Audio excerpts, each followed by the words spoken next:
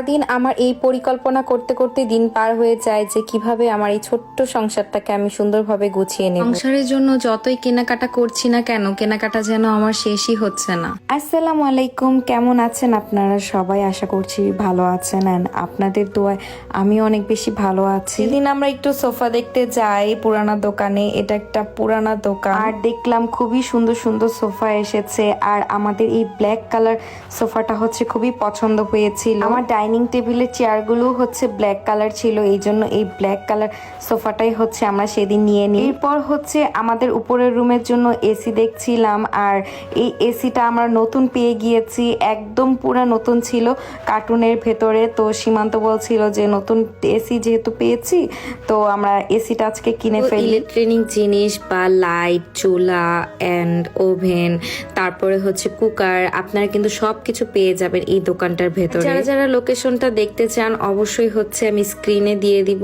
আপনারা দেখে নেবেন। পর হচ্ছে আমরা লালাপটের নিতরণে চলে যাই। ড্রয়িং রুমের পর্দাগুলো হচ্ছে আমি এখান থেকে কিনেছি, আর এখানে হচ্ছে আমরা গিয়েছিলাম আমার উপরের বেডরুমের পর্দা কিনতে, বাট আমি চাচ্ছিলাম একটু ডিফারেন্ট কিনতে। আর এই পর্দাটা খুবই ভালো লাগছিল দেখতে, একদম একটা পিঙ্কিশ টাইপের একটা পর্দা ছিল। দেখার পর হচ্ছে আমার এই পর্দাটাই ভালো লাগছিল বেডরুমের জন্য, তো এটাই নিয়ে নিয়েছিলাম। আর এটা হচ্ছে ডাবল একটা পর্দা, মানে পেছনে হচ্ছে হোয়াইট কালার আর সামনে হচ্ছে এই মোটা পর্দাটা আর কি দিব। তারপরে হচ্ছে এই পর্দাটাই হচ্ছে আমরা কিনে ফেলেছি। আলাপটের ভেতরেই হচ্ছে একটা বড় একটা গাছের দোকান আছে, আর এই গাছগুলা দেখে আমার এত ভালো লাগছিল, আর প্রাইসটাও তুলনামূলক অনেক বেশি। ভেবেছি আমার ড্রয়িং রুমে এক সাইডে একটা মনস্টার গাছ রাখবো, কারণ এই গাছটা দেখতে অনেক বেশি সুন্দর লাগে। খুবই সুন্দর সুন্দর হচ্ছে টবও ছিল, পিঙ্ক কালার টব হচ্ছে প্রথমবার দেখেছি আমি। প্রত্যেকটা টব অনেক বেশি সুন্দর, কিন্তু প্রাইসটা একটু অনেক বেশি ছিল। সেদিন খালি আমি এই দোকানে জিনিসগুলো দেখেছি, আর কোনো কিছু কেনা হয়নি। ইনশাল্লাহ আমি ভেবেছি যে এই দোকান থেকে একটা বড় একটা গাছ কিনবো। এরপর হচ্ছে আমরা বাসায় চলে আসি, আর তখন অনেক রাত হয়ে গিয়েছিল। আমি ভাবলাম যে পুরোনো যে পর্দাগুলো আছে এগুলো খুলে আমার নতুন পর্দাগুলো লাগিয়ে ফেলি। আর উপরের রুমটা একটু আমার অগুছালো এখনো, কারণ এখনো কোনো কিছু আমি ঠিক মতো গুছাতে পারি। একা নিজের হাতে সবকিছু গোছানো আমার কাছে একটু টাফ, কারণ একবারে এতগুলো কাজ আমি কখনো করিনি। তো এই কাজগুলো আপনার আস্তে আস্তে অভ্যাসে পরিণত হয়ে যাবে। জানি না এই বেডরুমটা আমি কবে গুছাতে পারবো, যতই গুছাই ততই যেন এলোমেলো হয়ে যায়। আর এই তো পর্দা লাগানো শেষ, আমার পর্দাগুলো দেখতে অনেক ভালো লাগছে। আর এটা ছিল এর পরের দিন সকালবেলা ঘুম থেকে উঠে আমি হচ্ছে ফ্রেশ হয়ে যাই। করার পর হচ্ছে আমি এখানে ক্লিনজিং অয়েল দিয়ে আমার ফেসটাকে ক্লিন করে নিচ্ছি। সবসময় আমি হচ্ছে চেষ্টা করি ডাবল ক্লিনজিং করার। রিসেন্টলি আমি আনোয়ার এই ভাইরাল ফেস ওয়াশটা কিনেছি। ফেস ওয়াশটার আমি অনেক ভালো ভালো রিভিউ দেখেছি, দেখার পর ভাবলাম যে না ইউজ করে দেখি যে কেমন। ফার্স্ট ইউজ করাতে আমার কাছে বেশ ভালোই লেগেছে, এন্ড আমি এটা রিভিউ আপনাদের সাথে কয়েকদিন পর শেয়ার করব যে এটা কেমন। আসলে একবার ইউজ করাতে বোঝা যায় না যে কোন প্রোডাক্টটা আপনার ফেসে স্যুট করছে, কোনটা স্যুট করছে না। শোয়ার পর হচ্ছে আমি একটা টিস্যু দিয়ে আমার ফেসটাকে ক্লিন করলাম, যেটা আমি সবসময় করি। কিছুদিন আগে হচ্ছে আমি সমুদ্রে ঘুরতে গিয়েছিলাম, তো সমুদ্র থেকে এই শামুকগুলো আমি কুড়িয়ে এনেছি। আর যে আটাটা আমি ইউজ করেছি এটা হচ্ছে গ্লুগান, আর গ্লুগান দিয়ে হচ্ছে আমি প্রত্যেকটা শামুক আমার এই বটলটার মধ্যে বসিয়ে দিচ্ছিলাম। বটলটা দেখতে খুবই সুন্দর লাগছিল, প্রত্যেকটা শামুক হচ্ছে এক একটা এক এক রকম ছিল, আর দেখতেও খুবই সুন্দর লাগছিল বটলটা। তো হচ্ছে আমি রান্না করতে যাই, আর রান্নার তেমন কোনো ক্লিপ নেওয়া হয়নি। সেদিন হচ্ছে ঢেঁড়স ভাজি করেছিলাম, একটু ডিম ভুনা করেছি। রান্না করতে গেলে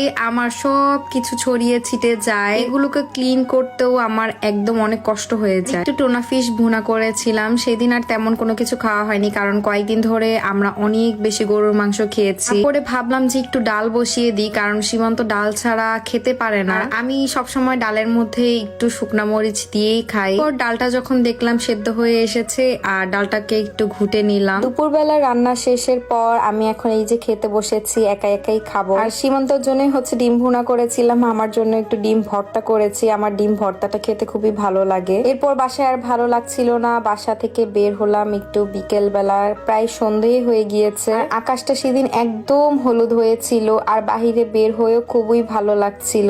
আর আমার বাসার সামনেই একটা ফুলের দোকান আছে, সেই ফুলের দোকানটাতেই আমি একটু দেখতে যাচ্ছিলাম যে কি কি ফুল এসেছে নতুন। জাস্ট 5 মিনিট হেঁটেই হচ্ছে চলে এসেছি। এই দোকানটা আমার অনেক পছন্দ, আর আপনারা তো জানেন এই দোকানে একটা বৃদ্ধ মহিলা মহিলা আছেন, উনি আমাকে অনেক বেশি পছন্দ করেন। ওনার দোকান থেকে যখনই আমি কোনো ফুল কিনি না কেন, উনি সব সময় আমাকে চেষ্টা করে যে একটা না একটা ফুল গিফট করার। যে উনি আমাকে গিফট করলেন, আর আমি তো হচ্ছে এখনো জাপানিজ ভাষা জানি না, এই জন্য হচ্ছে উনি আমাকে সবসময় লিখে দেন যে এটার প্রাইস এইটা, এটার প্রাইস এইটা। একটা ফুল গিফট করেছিল, বাসায় এনে ফুলদানিতে সুন্দর করে সাজিয়ে রেখেছি। সন্ধ্যেবেলা সীমান্ত অফিস থেকে আসে, তো বলছিল চলো আজকে তোমাকে বাহির থেকে একটু ঘুরিয়ে আনি। আজকে আমি খুবই সুন্দর একটা থ্রি পিস পরেছি, অনেকদিন পর একটা ব্ল্যাক কালার থ্রি পিস আমি পরেছি। থ্রি পিসটা এত সুন্দর আর এত আরাম। যারা এই ড্রেসটি নিতে চান কমেন্ট বক্সে এন্ড ভিডিওর ক্যাপশনে হচ্ছে আমি মেনশন করে দিব। আর ম্যাচিং করে একটা কানের দুলও পরে নিয়েছিল। এরপর আমরা আপুর বাসায় চলে আসি।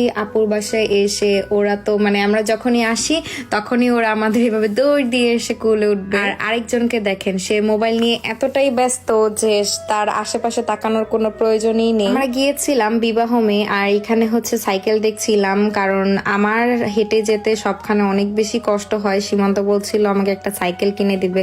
এটা শোনার পর তো আমি অনেক বেশি খুশি হয়ে যাই। বিবাহমের ভেতরে অনেক বড় একটা গাছের দোকান আছে। এই দোকানটা যখনই আসি তখনই আমার মাথা একদম নষ্ট হয়ে যায়। সেদিন সে আমাকে কোনো গাছ কিনতে দেয়নি, কারণ সকালবেলায় হচ্ছে আমি গাছ কিনে এনেছিলাম তার জন্য। সেখানে গিয়েছিলামই হচ্ছে আমাদের ডাইনিং টেবিলের পলিথিন কিনতে। গাইস, আপনারা বিশ্বাস করবেন, আমরা 2টা পলিথিন কিনেছি 6,000 টাকা দিয়ে।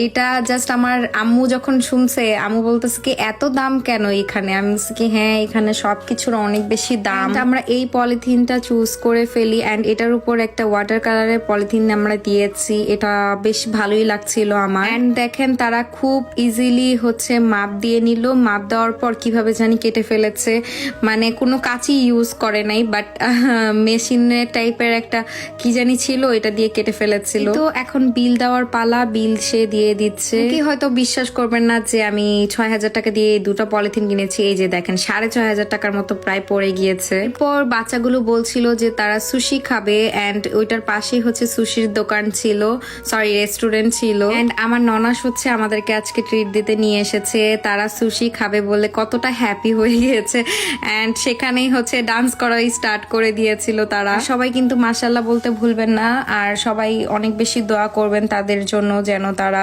বড় হয়ে ভালো কিছু করতে পারে। খুব যাদের বাবা নাই, তাদের বাবা না থাকার কষ্টটাও হয়তো বুঝবেন আপনারা। আমার হাজবেন্ড সব সময় তাদের চেষ্টা করে খুশি রাখার, তারা যেন সব সময় খুশি থাকে। তাদের মামা তাকে অনেক বেশি ভালোবাসে। এটা হচ্ছে আমার ননাসের মেজো বাচ্চা, মাশাআল্লাহ ও নতুন স্কুলে ভর্তি হয়েছে, আর স্কুলে হচ্ছে একা একা খেতে হয়, সেখান থেকে সে শিখে এসেছে। আর এই যে এটা হচ্ছে আমার ননাসের বড় ছেলে।